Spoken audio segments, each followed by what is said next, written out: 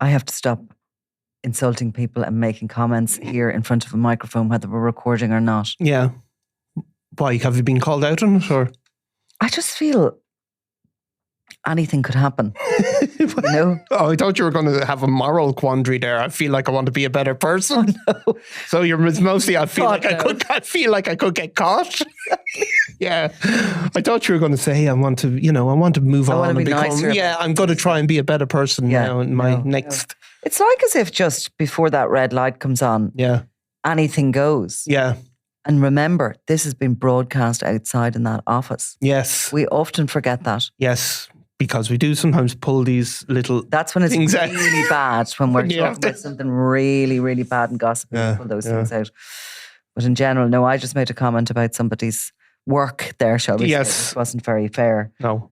And we're going to be really nice about our next topic, are we? Well, poor Caoimhe Robinson is going to be pursued for a lot of money that her husband owes. Yeah. Now, this story is been bubbling along for years in the background. It goes back to MTK and Daniel Kinahan, and basically this boxing manager, Moses Heredia, sued Kinahan in the US, saying that he'd used drug money to poach one of his fighters for the MTK stable. Yeah.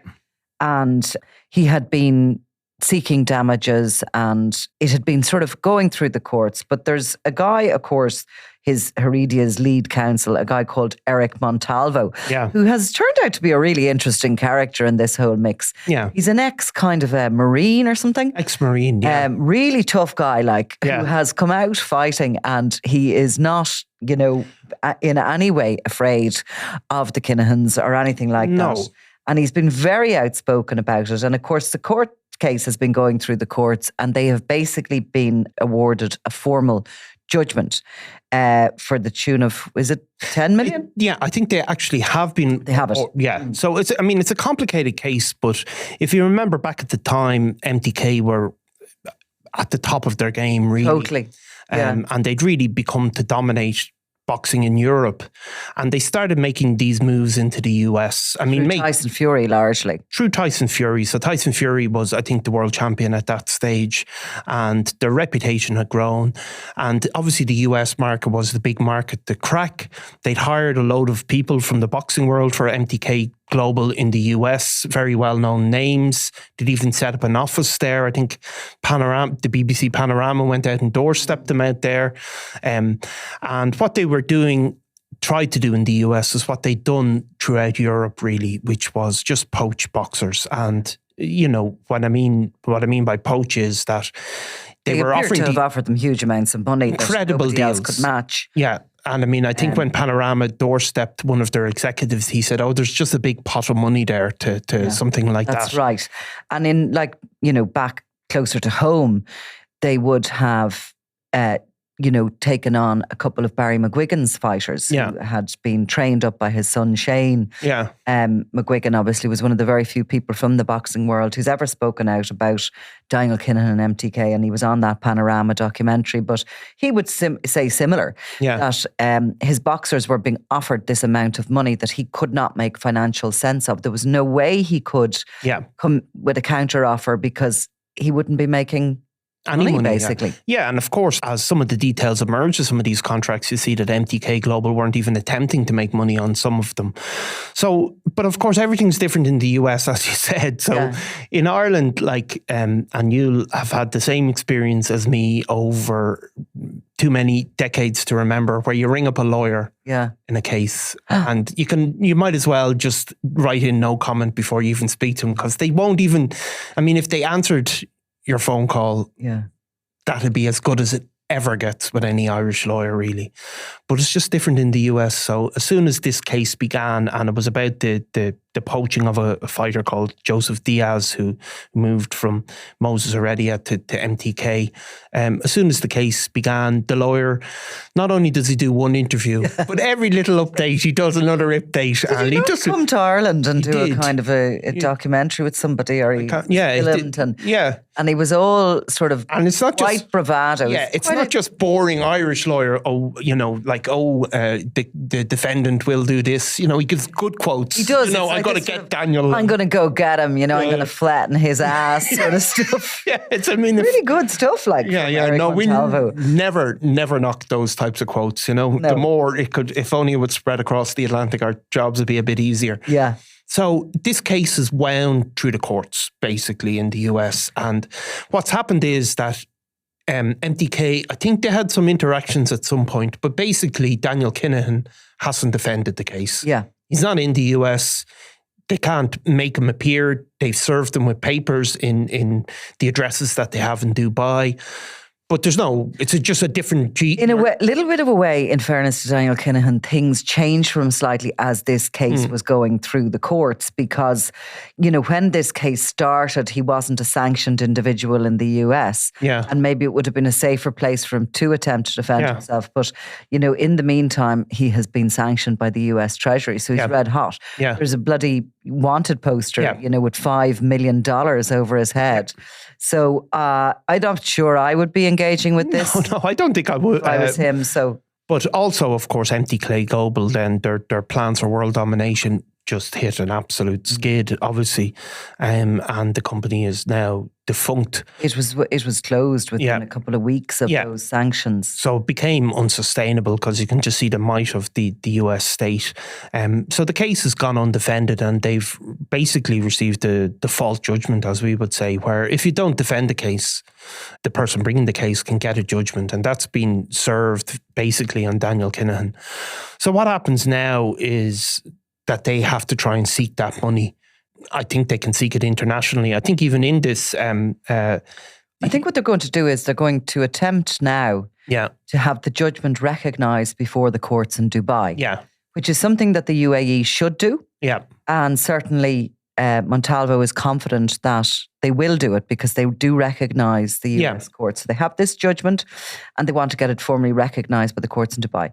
Once they have it formally recognised in the courts in Dubai, it is their belief that the Emirati laws, which mean that you have to pay your debts, basically, or you go to prison, will come into play with Daniel Kinahan. And that if he doesn't pay up, he can be picked up and landed in jail until he does pay up. Yeah. And that they can sort of, pick through the assets that are in Dubai in order to identify if they are presumably... Yeah. I mean, it's the equivalent of sending the local sheriff to knock on your door and take your flat screen TV, I suppose. I mean, obviously the scale is hugely different. But I suppose what happened is, I mean, if you go back to probably, I think it's the 90s, we had Daniel Kinahan's name on a company in Ireland, didn't we? Curious Cat or something. Yeah, something like that. And since then, he hasn't appeared on any company register. They obviously... The end of the 1990s, actually. Yeah, so all from then up until 2020 or sorry, the late maybe 2010s, Daniel Kinahan's name doesn't really appear on anything in terms of ownership. Even MTK was through this more complex ownership structure. Even when he did own, probably MGM, Macklin, Jim, as it was always spoken about as a co-founder. But in Dubai, obviously, they felt the rules were different. And Daniel Kinahan's name does appear on an office in the Jumeirah Bay building. And also his wife, Caoimhe Robinson, appears on at least 4 properties in Dubai, which she obviously wouldn't feel comfortable. She wouldn't be putting her name on stuff here, would she? Absolutely not. And I mean, we can see there was a house was seized off Daniel Kinahan famously in Coldwater Lakes, and his name was nowhere near it. But they obviously felt it was different in Dubai, and there wasn't going to be, none of CAB weren't going to be coming and getting judgments against them. However, maybe they've guessed wrong. And it was in around the late 2018, which I think kind of like tallies with when this case was being taken, because it certainly was underway by 2020. Yeah. Caoimhe Robinson has started to sell some of these properties. Yeah. At that stage, she sold a villa in a community called Parkway Vistas for £4.3 million. And then a 300 square metre apartment in the elite residence skyscraper overlooking the Dubai Marina for $870,000. Yeah. In July of 2022, she sold a 2,000 square metre villa in the Emirates Hills development. I think we spoke about that before. It was just vast, that thing. Yeah. It was like a palace. Yeah. And that was for in excess of 10 million. She got that actually in May of 2023 for that. So she has sort of been getting rid of her assets and certainly moving them out of her name anyway. And, according to Eric Montalvo, he says one of the reasons she has been liquidating assets is because they know this case is coming up. Obviously, if a husband and wife, they're married, assets are shared then by the married couple. But he says the idea is that we'll find where the stuff is and we'll basically take it from them. So these properties have been sold. Presumably the money goes into a bank account somewhere. After the sanctions were placed on the Kinahans by the US, the Dubai officials released a statement, I think within a week after, saying they'd frozen all bank accounts belonging to Christie, Daniel and Christie Jr. But it was never clear what that actually meant, was it? No. I mean, does that mean that they've frozen their credit account, like, their credit cards, or does it mean that they don't allow them transfer any of that out of the country? It remains in the country. Have they still access to it, or have they no access to it? Was that business accounts? Was that personal accounts? It was absolutely never clear.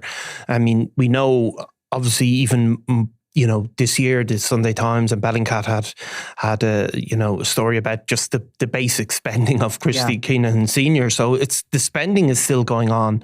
The idea that all their money is in frozen bank accounts, I think, is not in any way credible. There was never any particular explanation whether, I think there was a number of obviously companies that were they were sanctioned by the US. I presume those company accounts were frozen. But we know, for example, that they have been at least attempting to move money into other jurisdictions. Wouldn't it be amazing if Eric Montalvo was the guy who got, and I'm saying this because this is the way he'd speak, his ass into prison? Yeah. Got Daniel Kinahan's into prison. I mean, it would be quite extraordinary if he beat the Irish state to do that. Look, the situation with the Kinahan stuff remains that the Irish certainly are blaming the antiquatedness of the United Arab Emirates. But in another part of the camp, those in the Emirates would say that they're blaming the Irish for not coming up with the paperwork on Daniel Kinahan. And that's why this has going on so long.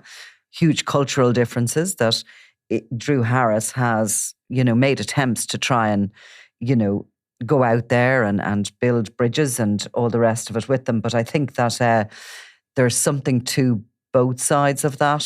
Yeah, I mean, there is some class of a problem.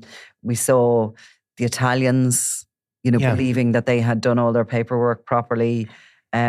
Sometimes these countries can just be very slow moving. Yeah, I mean, look, the legal systems are absolutely different. I mean, they're even just the basis of law is going to be absolutely different. I think we can see, though, with a case like this that comes from the US, I mean, Dubai is it's a city in the middle of nowhere, and it relies on trading to be successful. I mean, it's as simple as that. I mean, that is what it was built out of nothing as a trading zone. And it's one thing to annoy the Irish, but if they get to a position where, the US legal system and the Dubai legal system can't interact and movements of money can't be guaranteed across those two trading zones, that's a big problem for Dubai. So I wonder, would they be able to brush off this sort of legal action by a US, an official action backed by a US court? Because if they can do that, then what is the security for any American money that goes in and out of Dubai? So it is an interesting dilemma. Sure, but I mean, I have to say one thing. I would, if I was in trouble in the US, I'd like this guy as my lawyer, would you? Yeah, well, he's good. Huh? He's good. Yeah. It'd be great, though, to have a few of those type of lawyers, wouldn't there, in our... I actually don't totally agree with the lawyers. I think the lawyers can be quite helpful. Well, they can, some of them. But, they tend not to... There was a bit of a kind of a maybe many years ago, there was an attitude a little bit that, they wouldn't answer you. But maybe we were pesky little... Well, we are annoying. But up in the north, of course, you have a lot more sort of campaigning lawyers who really... There's a number of them. I won't go into them in specific names, but they're much more media. They use the media. Yeah. And the American legal system, where there's ever any sense of contempt of court. I mean, that just doesn't exist in America. Where you can see this constant ongoing commentary on legal cases, and people find that in this country, people don't like that, and I can understand that. But the American, because of those sort of rules are much looser, the American legal system have learned to kind of, I suppose, manipulate the media or use the media at least, which probably we haven't had to do here to the same extent. So it's certainly less common to see lawyers getting on in the camera and saying, I'm going to kick somebody's ass. Are being ex-Marines? No. They are tough guys. Yeah. Right. Well, look, one way or another, Mr. Montalvo is promising that he's going for Caoimhe Robinson's wealth, and he's certainly going to be keeping an eye on what she is doing with buying and selling of properties. Of course, this story ran in the Sunday World, and it was pointed out that Caoimhe Robinson has never had a known employee, that she was living in Darndale in a council property before she went to Dubai and married Daniel Kinahan, and that she is the ex-partner of the murdered Micha Kelly. Yeah. Just as by way of background. Yeah, I mean, she's certainly went from the frying pan into the fire, but she's, Micha Kelly was a very significant drug dealer in North Dublin. He would have been a contemporary of Daniel Kinahan and certainly would have dealt with him, but would have been a separate organisation. And he was murdered by the real IRA just after Caoimhe Robinson had a child, and he was back visiting her and was shot as he left her home together. It was the people suspected of involvement were Vinnie and Alan Ryan, though neither of them were convicted before they were in turn murdered. So she has become a very famous person, I think, because... Well, she's a very famous gangster's moll. She is now, point of her life, having had, been with two of the most significant figures in the Irish underworld anyway. And, I mean, she's by Daniel Kinahan's side at this point in time, when it's not just Ireland that's watching him. He is a global figure in organised crime, a wanted global figure. Yeah, and by default, I think she has become as well, because it's curious to see, we have old pictures there, social media pictures of Caoimhe Robinson that have now appeared in all sorts of publications all over the world. I mean, we first grabbed them many years ago, and it's the other side of criminality. Crime is also obviously a big business, but there is this other side that people don't realise. I think this, maybe the women that get involved, that they can also become notorious. And that is also a cost of being linked to criminality, even though nobody is suggesting she's linked to criminality in of itself. But she's obviously clearly linked through her marriage. But it is something that I think people don't guess could ever happen to them. Mm-hmm. And the fact that she's a very good-looking, attractive woman just means that it's very easy for publications across the world to keep wheeling her out. No less than us. But, what was once a minority sport in the Sunday World has now become an international. Absolutely. Yeah. Okay, well, we'll keep an eye on that, and Godspeed, Mr. Montalvo. Yeah, and no plans for Nicola to improve herself as a human being. Just to confirm that. Just zero. Yeah. I'm Nicola Tallant, and you're watching Crime World, a podcast about criminals, drugs, and the underworld in Ireland and across the globe. Make sure you subscribe to our channel and turn on notifications so you can be the first to watch all our latest episodes. You can also listen wherever you get your podcasts.